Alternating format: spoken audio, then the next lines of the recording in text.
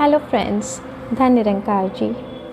तो आज मैंने फिर से एक बहुत प्यारी सी स्टोरी सुनी नहीं पढ़ी, और मुझे लगा कि मैं अपनी फ्रेंड्स और फैमिली के साथ इसे शेयर करूं।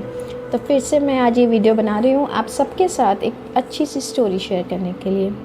तो सीधा स्टोरी पे चलते हैं। एक ब्राह्मण होता है, वो लोगों के घर जाता है, दान मांगता है, और वैसे ही उसकी ज़िंदगी चलती रहती है। एक दिन चलते चलते वो राजा के नगरी में पहुंच जाता है। तो राजा उसे घर बुलाते हैं, अंदर बुलाते हैं, उसका आदर सत्कार करते हैं, खाना पीना खिलाते हैं, उसे दान देते हैं। और फिर जब वो जाने लगता है तो राजा बोलता है कि मेरा एक प्रश्न है आपसे। तो वो बोलता है कि ठीक है, बताइए।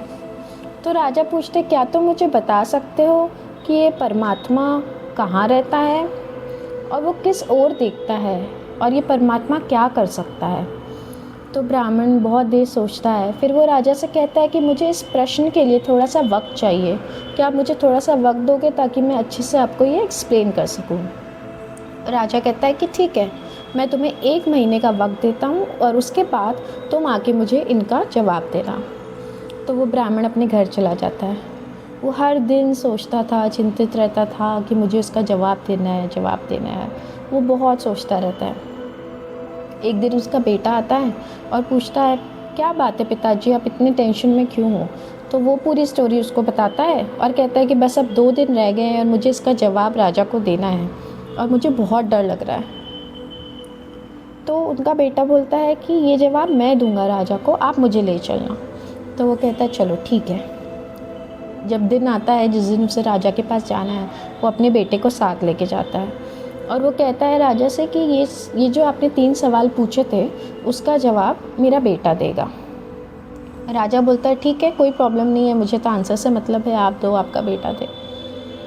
तो वो बोलता है कि चलो ठीक है, आप ही दे दो जवाब। तो उसका बेटा बोलता है कि क्या आपके यहाँ हमारा आदर सत्कार नहीं करते हैं क्या, पहले आप मुझे कुछ खाने पीने को दें, मुझे एक गिलास दूध दें। तो वो राजा बोलता है चलो ठीक है। वो फल लाता है, दूध लाता है।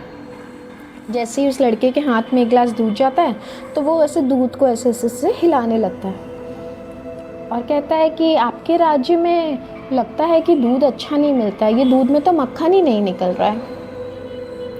तो राजा हैरान हो जाता है, कहता है बेटा, दूध में ऐसे मक्खन नहीं निकलता है, दूध के अंदर मलाई होती है, उस मलाई को फेंट के मक्खन निकलता है। हाँ, दूध में मक्खन होता है, बट वो ऐसे नहीं दिखाई देता। तो वो कहता है कि राजा जी, आपके पहले प्रश्न का जवाब ये है कि भगवान कहाँ होता है। भगवान तो हर इंसान के अंदर होता है, लेकिन वो देखने वालों पे डिपेंड करता है, उनके अंदर की भावना, उनके अंदर की भक्ति से उन्हें दिखता है कि ये इस हर इंसान के अंदर भगवान है, हर जीव के अंदर परमात्मा है। तो ये आपका पहला सवाल का जवाब मैं आपको दे रहा हूँ। राजा बहुत खुश होता है, उसे अच्छा लगता है ये सुनकर। तो वो कहता है कि चलो ठीक है, पहला जवाब तो मुझे मिल गया, अब बताओ ये परमात्मा किस ओर देखता है।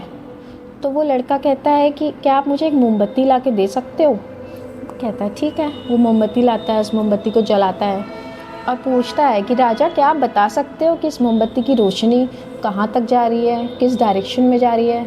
तो वो कहता है कि मोमबत्ती की रोशनी तो चारों दिशाओं में जा रही है। तो कहता है बस यही तो आपका आंसर है कि परमात्मा चारों दिशाओं में हर जगह है, जैसे ये रोशनी है वैसे ये परमात्मा भी हर जगह है।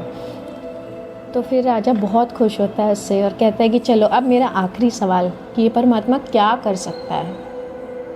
वो कहता है कि ये सवाल का जवाब देने के लिए मुझे आपकी जगह पे बैठना पड़ेगा। राजा कहता है कि चलो ठीक है। राजा उठ जाता है, उसे अपनी गद्दी में बैठा देता है, और बोलता है कि ये है आपका उत्तर, कि आज आप देखो, मैं राजा की गद्दी में बैठा हूँ और आप वहाँ खड़े हो। ये परमात्मा रंग को राजा और राजा को रंग बना सकता है, तो ये परमात्मा क्या कर सकता है। गाइस, ये स्टोरी मुझे बहुत अच्छी लगी।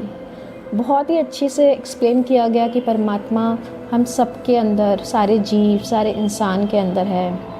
बस उसे उस भक्ति वाले मन से, उस भावना से देखना चाहिए। वो हर कोने में, हर डायरेक्शन में हमें देख रहा है, और वो हम जैसे रंग या राजा को रंग या रंग को राजा बना सकता है। बस ये एक स्टोरी थी, बहुत ही सिंपल सी थी, बट उसके अंदर की जो वैल्यू थी वो बहुत इम्पोर्टेंट थी। और मैं बस उससे यही सीखना चाहती हूँ कि हमारे अंदर वो भावना आ जाए कि हम इस परमात्मा को हर किसी, हर जीव, हर जंतु, हर ह्यूमन बीइंग के अंदर उस परमात्मा को देखें। परमात्मा तो सबके अंदर है, वो हमें पता है, हमारे कण कण में है, चारों दिशाओं में है, हर जगह है। बट उसे देखना, उसकी भक्ति, उनकी भावना करना, उनका सिमरन करना, वो हमारे लिए बहुत इम्पोर्टेंट है। अगर हम ये चीज़ें अच्छे से फॉलो करेंगे ना, तो वो क्या क्या नहीं कर सकता है। बस यही आपसे शेयर करना था। धन्य निरंकार जी।